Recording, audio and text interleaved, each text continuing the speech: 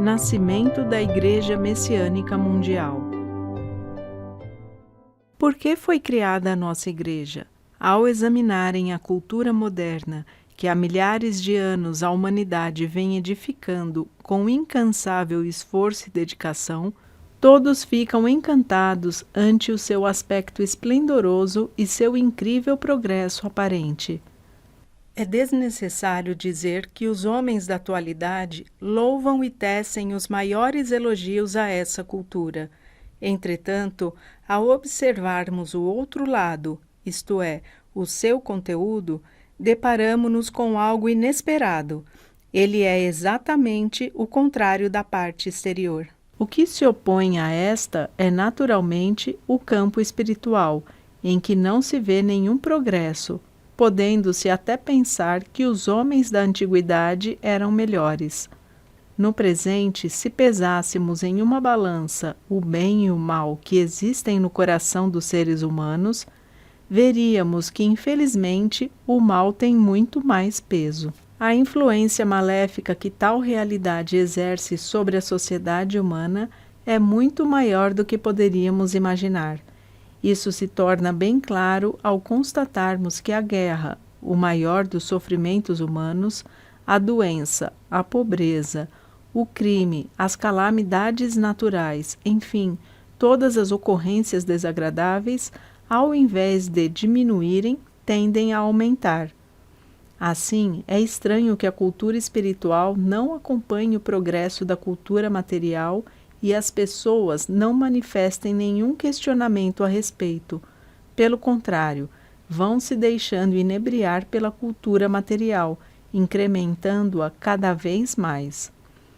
Por que será que os religiosos, os cientistas, os políticos e o grande número de intelectuais em todos os países não despertam para essa realidade? Dentre eles, talvez haja algumas exceções, mas tais pessoas nada fazem, pois, não conhecendo os fundamentos da questão, consideram um fato inevitável.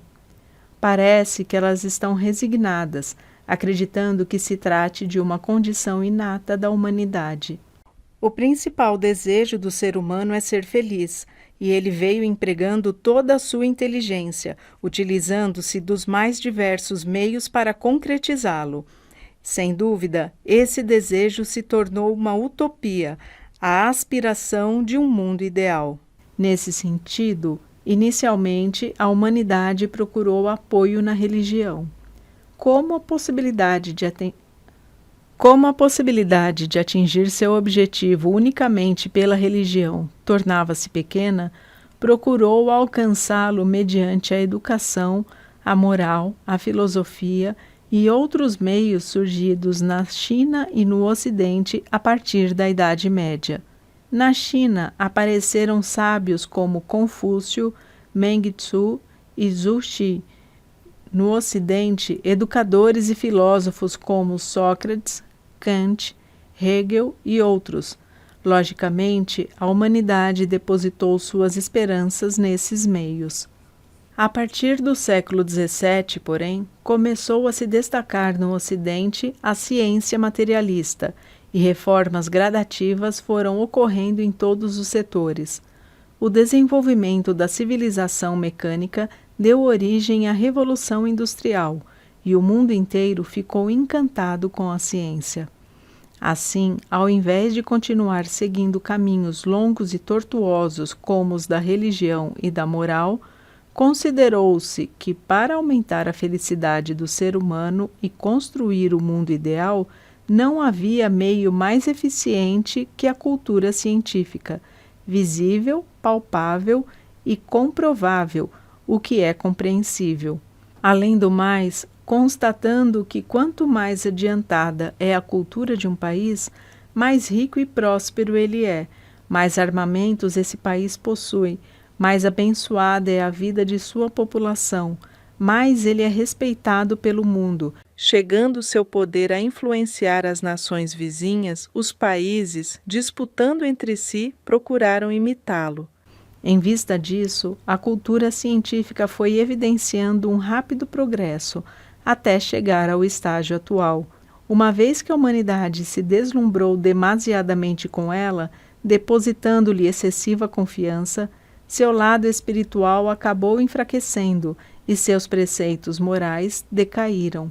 Assim, buscando apenas as coisas visíveis, os seres humanos, inconscientemente, acabaram por se tornar escravos da ciência. Aqueles que, na verdade, deveriam dominá-la, passaram a ser controlados por ela. É o que se percebe atualmente. Por esse motivo, podemos dizer que estamos em um beco sem saída, a um passo da catástrofe mundial, e que o futuro da humanidade corre um sério perigo. A felicidade e até o mundo ideal, que eram a aspiração inicial da humanidade, foram esquecidos, não se sabe quando, tendo-se chegado a um momento em que não se vai nem para frente nem para trás. Desse modo, quanto mais a cultura progride, mais o ser humano se distancia da felicidade. É um resultado extremamente irônico. Parece uma gangorra. Quando um dos lados sobe, o outro desce. Falando em termos mais simples, inicialmente tentou-se construir o paraíso terrestre com a cultura espiritual, mas já que sua concretização parecia impossível, apelou-se para a cultura científica. Avançou-se com força total. Não obstante, conforme foi exposto anteriormente, ao invés de se alcançar o paraíso, chegou-se a um estado pior que o do próprio inferno, a iminência da destruição da humanidade, com a invenção da bomba atômica. O fato, porém, é que mesmo tendo chegado a uma época tão perigosa como a atual, o ser humano ainda não despertou, continuando a venerar a ciência materialista. Em poucas palavras, ele fracassou recorrendo à cultura espiritual e também à cultura material. Levando em consideração o fato lastimável de que ele ainda não aprendeu a lição, o que deve ser feito? Esta precisa ser a grande tarefa da humanidade: reconhecer os erros cometidos até agora e recomeçar. Ou seja, a solução é formar uma nova e equilibrada cultura, que não pende nem para o espírito nem para a matéria, mas funde e iguala ambas as partes. Somente assim estará concretizado o paraíso terrestre. Por tudo que vimos até agora, podemos dizer que a época atual é a época da mudança da velha para a nova cultura, a era da grande transição mundial a qual sempre nos referimos. Será que na história da humanidade já foi registrada uma mudança tão grande? Em verdade, é um fato inédito. Como será essa nova cultura que ocupará o lugar da antiga?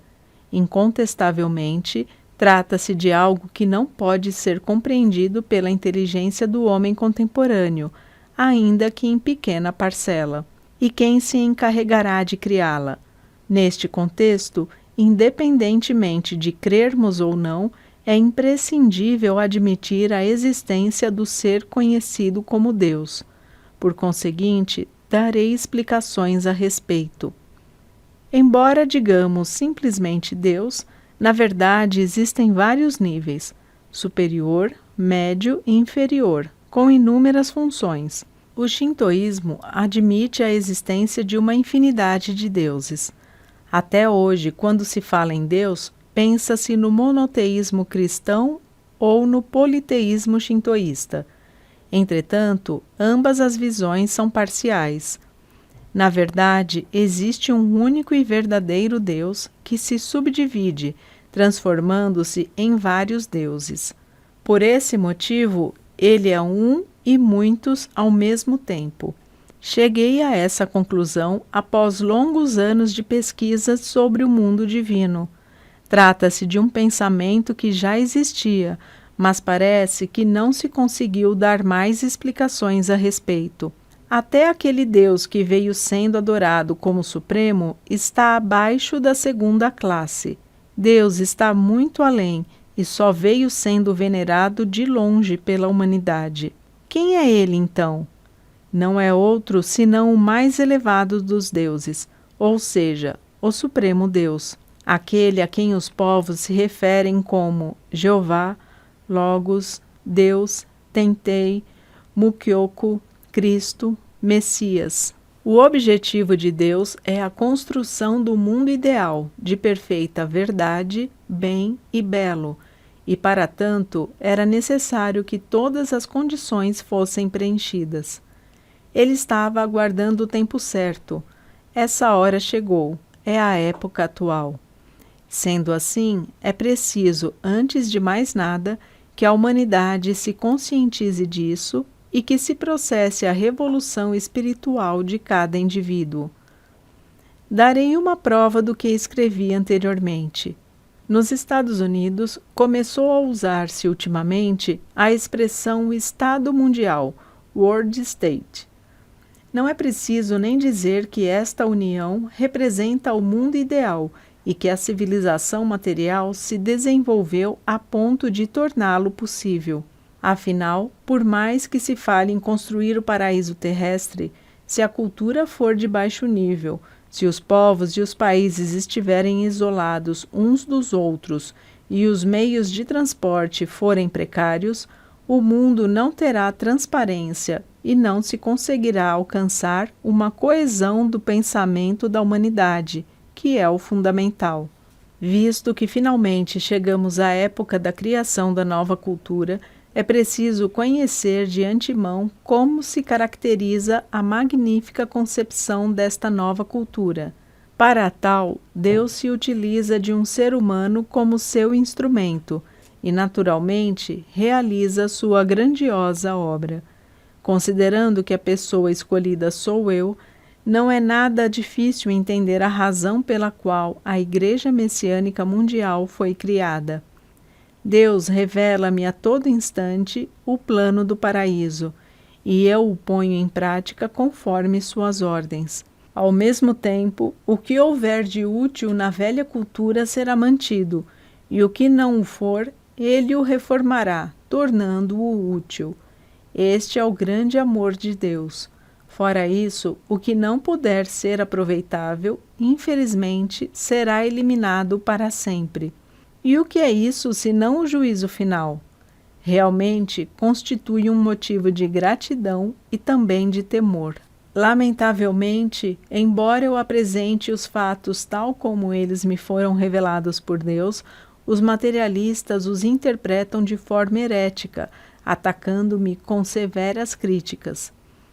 Isso é natural, pois durante longo tempo os seres humanos só tiveram a experiência de viver uma das formas da cultura, a espiritual ou a material, de modo que eles não podem compreender facilmente a nova cultura equilibrada, que não pende para nenhum dos lados. As pessoas que estão do lado da cultura espiritual dizem que as graças materiais manifestadas por nós são realizações de uma fé de nível inferior, que busca apenas as coisas materiais. Elas consideram fé superior aquela que busca unicamente a satisfação espiritual e se contentam com uma sucessão de palavras eruditas, de difícil compreensão. Entretanto, os resultados obtidos pelas religiões teóricas para salvar um grande número de pessoas são insignificantes. E eu creio que essa é a causa da estagnação das religiões tradicionais. Já os que estão do lado da cultura material, devido à valorização exagerada do materialismo, afirmam que, além das coisas visíveis, tudo não passa de superstição.